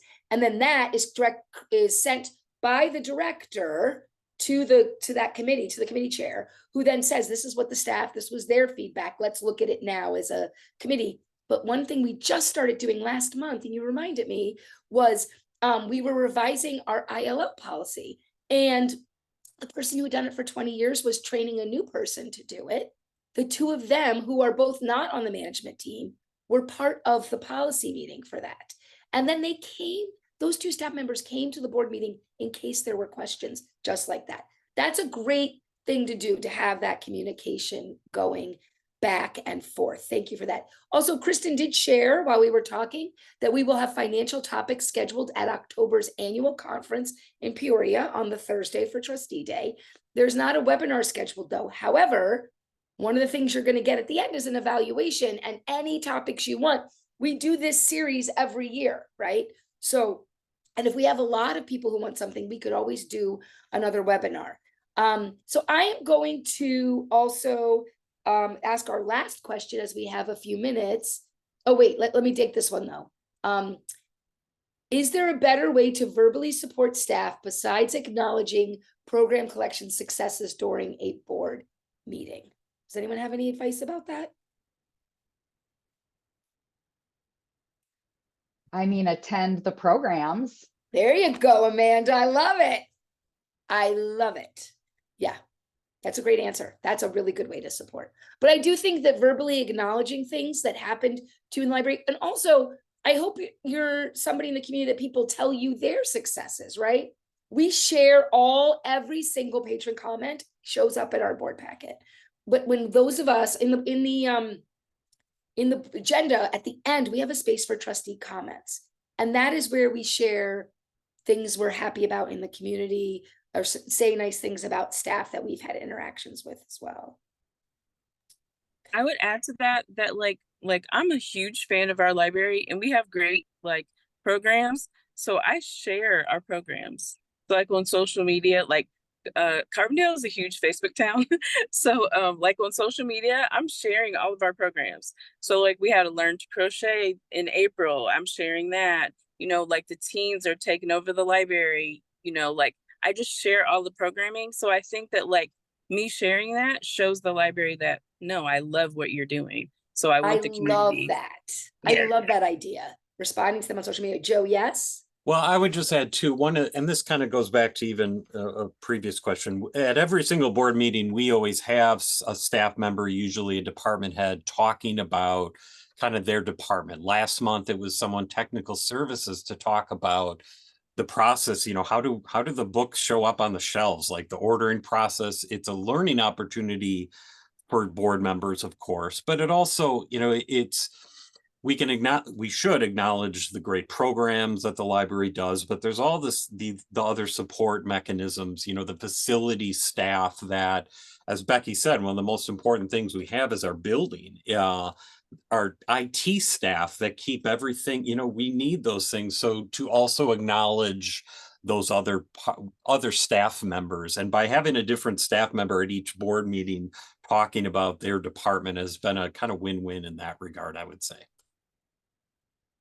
I want to bring up a couple questions in the Q&A. Someone, I'm going to go first because I have direct experience with this, but if you have something to share, let me know. Please comment on staff members taking complaints directly to the board rather than following channels. I'm going to address this because it happens. And a lot of ours that happened were after COVID, when we were getting back and communication was very bad. So yes, you I think by law, Amanda, you have to have email addresses, right, for board members? I don't know if by law, but they're FOIA-able, right? So we have like email addresses. So there's an email address you could do, board@lagrangelibrary.org, or each of our names at lagrangelibrary.org. And we have received complaints directly from staff in the past over my time, actually over multiple different directors. I have experience with this. And yes, you're going to get those. First thing you need to do is not respond as an individual board member. If you need to talk to your president, and your president needs to find a way to communicate to each of you individually, not all in one email, because that would violate law. And we've done this, and we've done then phone. The president did make phone calls to everyone. First thing is you don't reply. The president replies and says, basically just your email was received. That's it.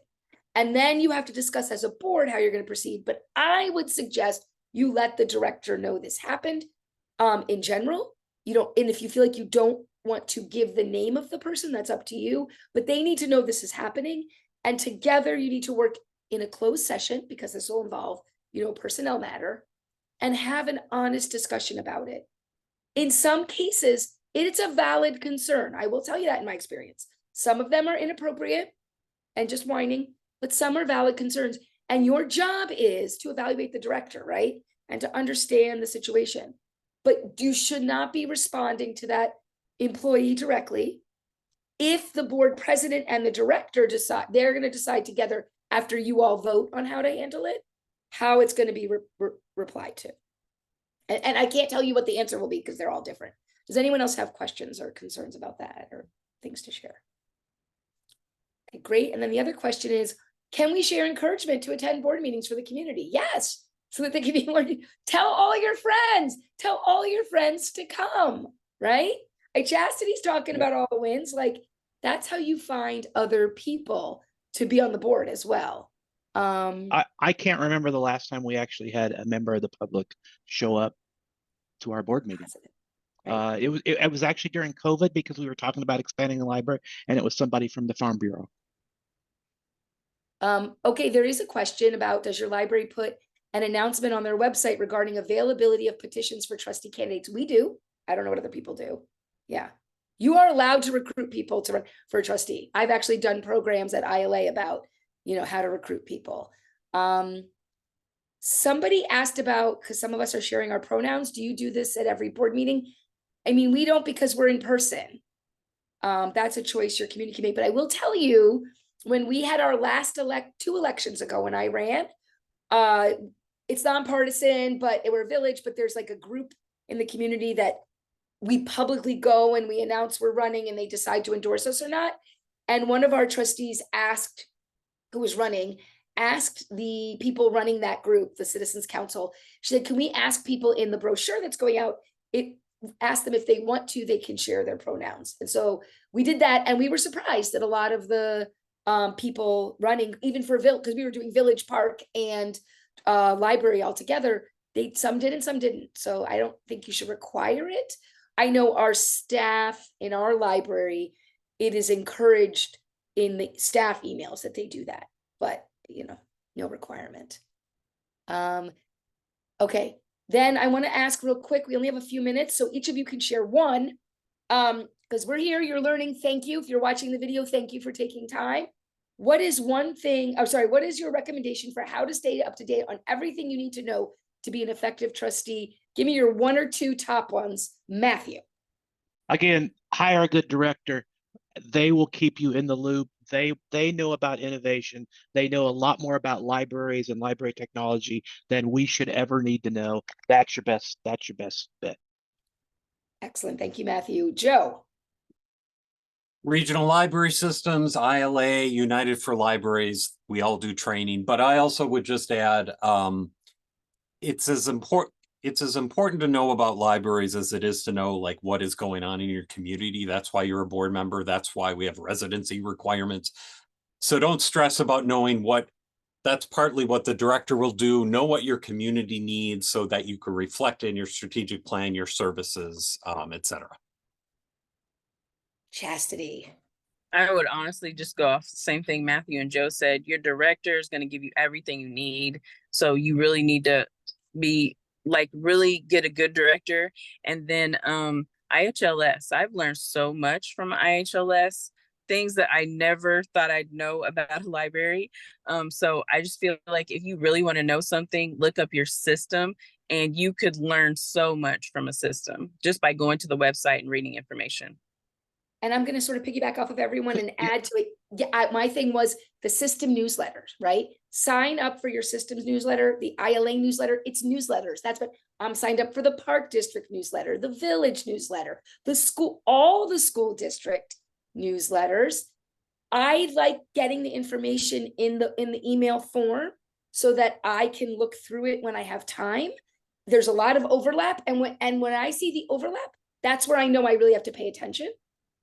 We also, Can I just make one of the things I don't see happening in our area that we should, both trustees from smaller rural libraries contacting larger libraries like Effingham or Carbondale. I think there's an opportunity there for, if you're at a smaller library and you want to contact the director of Effingham Public Library, call her, she'll help you. We've done that in the past. Do that, utilize those resources, because librarians love to help other librarians, that libraries love to help other libraries. And that's a great point, because I was also going to say meeting up with other trustees.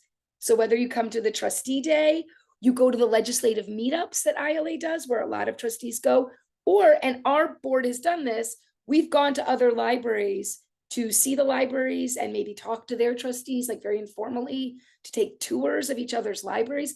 Our library is starting a thing where they're asking, our director, Jen Hovanek, is asking staff members to find somebody who does their job at a different library on their own and contact them, and is giving them time to go. And we were talking about possibly expanding that somehow for trustees. We have a time point on our agenda where we say Library World updates.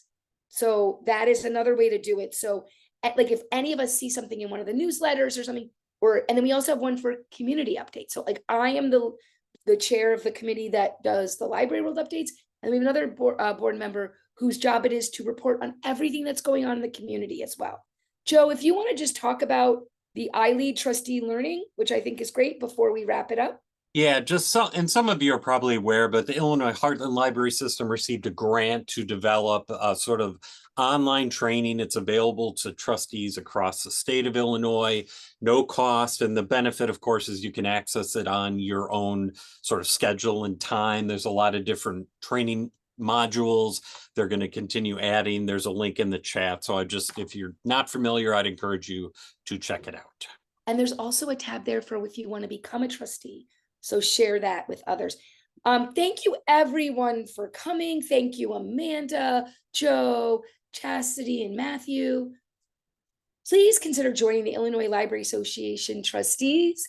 You can join as a trustee. You can join for a flat annual fee of $75, along with over 400 other trustee personal members. You receive discounts on conferences and events, opportunities for leadership and growth and recognition, and the bi-monthly trustee newsletter delivered directly to your inbox. See newsletters.